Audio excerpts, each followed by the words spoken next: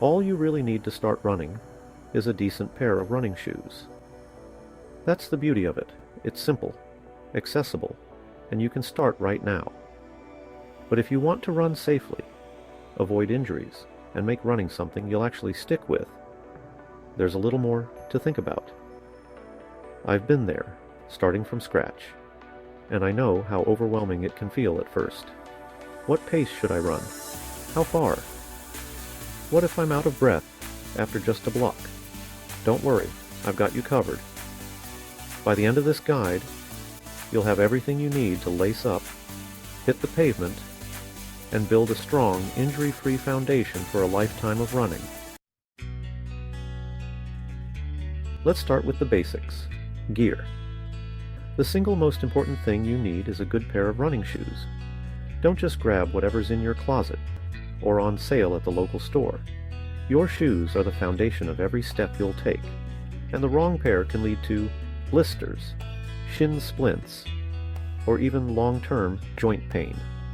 I recommend heading to a running store and getting fitted. They'll analyze your foot shape, arch, and even your stride to find a shoe that works for you. It's worth the investment. And remember, shoes don't last forever. Most pairs need replacing after about 300 to 500 miles. Now, beyond shoes, running gear is pretty simple. For clothing, go for moisture-wicking fabric that keeps sweat off your skin. Trust me, skip the cotton. It'll feel like a wet towel by the end of your run. And if you want to track your progress, a simple fitness watch or app on your phone can be a great motivator. But honestly, if all you've got are shoes and a t-shirt, you're ready to run. Before you take your first step, let's talk about goals. Running without a goal is like driving without a destination. It's hard to stay motivated. Maybe your goal is to run your first 5K, lose weight, or just get healthier. Whatever it is, write it down and make it specific. Instead of saying, okay, I want to run more, say, I want to run for 10 minutes without stopping. Or, I want to run 1 mile by the end of the month. And don't forget to set milestones along the way. Celebrate your first full week of running or that moment when you finally run a full mile without walking. Small wins keep the momentum going. And trust me, those little victories add up. Okay, let's get into the meat of it. How to actually start running. And here's the big secret. Don't try to run the whole way right out of the gate. If you're new to running, the best way to build endurance is with a run-walk strategy. Here's how it works. Start with short intervals. For example, run for 1 minute, then walk for 2 minutes. Repeat this for 20 to 30 minutes.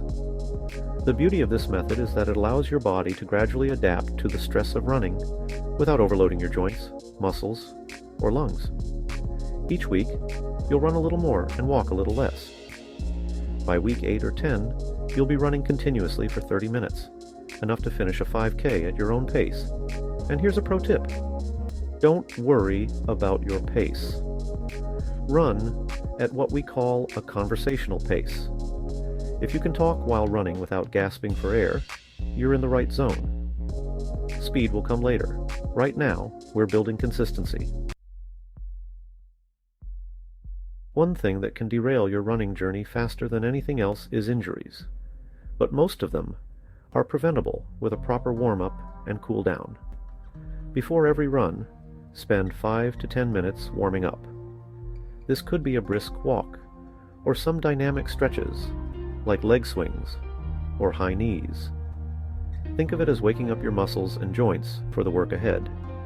After your run, cool down with a slow walk and some gentle stretching. Focus on your calves, quads, hamstrings, and hips.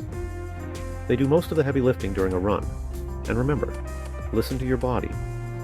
A little muscle soreness is normal, but sharp pain is a red flag. If something hurts, take a rest day or swap your run for a light walk. Recovery is just as important as training. Now, let me save you from some common rookie mistakes. Mistake number 1. Starting too fast. I get it. You're excited and you want to crush it. But running too far or too fast too soon is the quickest way to burn out or get injured. Start slow, stick to your plan, and trust the process. Mistake number 2. Skipping rest days. Rest isn't a reward for hard work.